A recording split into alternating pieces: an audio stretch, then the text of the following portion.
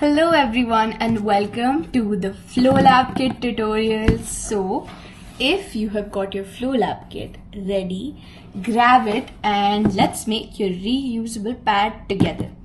Don't worry if you've never stitched before. This kit is designed for beginners and your instructional guide and this video is always there to help. Now let's see what's inside. I will show you a short glimpse of how the kit looks. As you can see, that's how it looks, and once you open the kit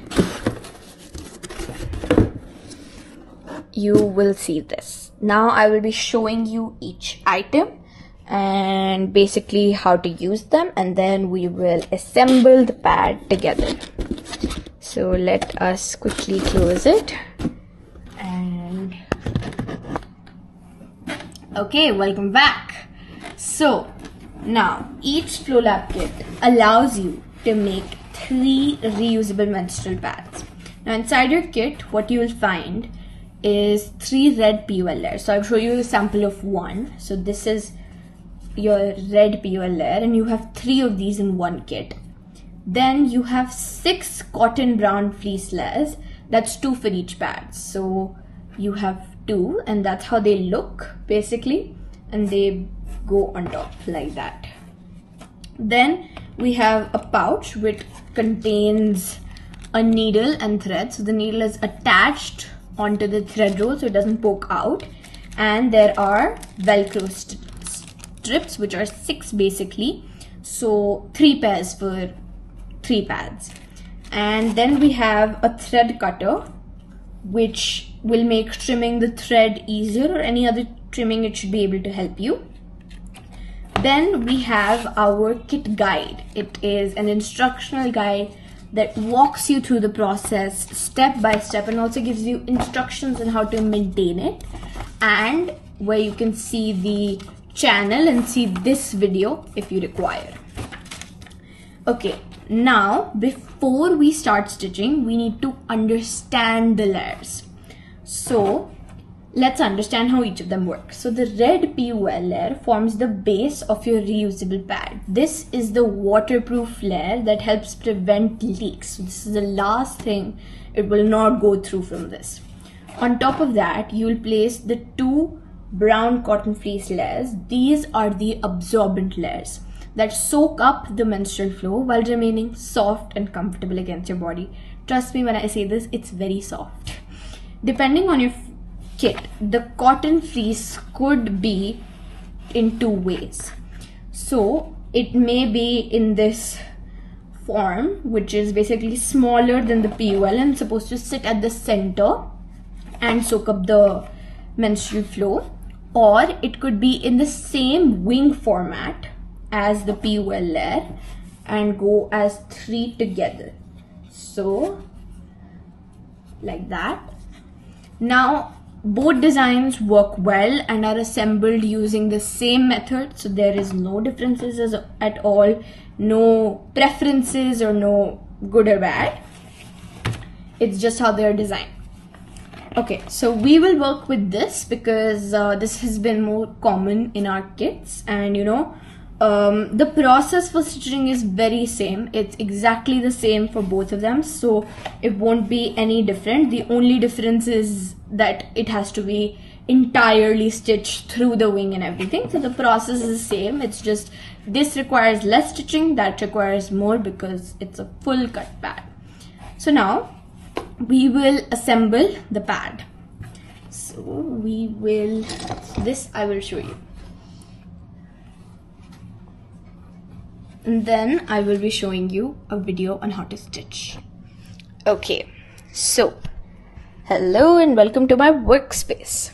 So now we will first, so I've already layered the pads inside the kit, so it should not cause you much problem, but just in case, you know, they move a bit or you know you're a bit confused, so you first lay your POL layer flat.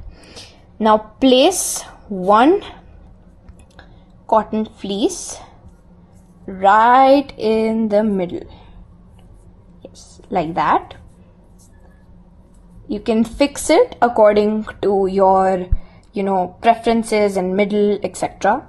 Then you place the second layer right on top, align it properly. Right now, because I'm holding the camera in one hand, can be a bit difficult, but you align them in the center so it's easy for you to stitch. Now the stitching happens across the hem, which is basically here, and they stitch with the PUL layer so that it stays intact, and then the flow goes through here and it stays at this. Okay, so now once everything is aligned, you are ready to stitch. So what we're going to do is I'm going to be sharing you a small snippet which shows you how to stitch this. And so it may show you a small section, but it'll give you an idea on how to stitch the pad, and that's how you have to continue the whole stitching. And then I will tell you on how to attach the velcros to the pad. Okay, back to facing me. Yes, so okay, stitching is done along the helm, following the outline of the absorbent layers. Don't worry about making every stitch perfect. The goal is to simply keep all the layers securely in place. So the short demonstration is playing as I speak. So as you continue stitching around the pad, take your time, go easy. Sewing is a skill, and like any skill, it gets easier with practice.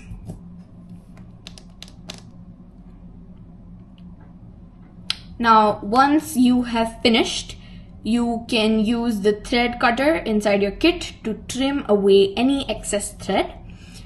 Now, attaching the Velcro is pretty easy. So I will show you. Yes, this is a sample of how it is stitched.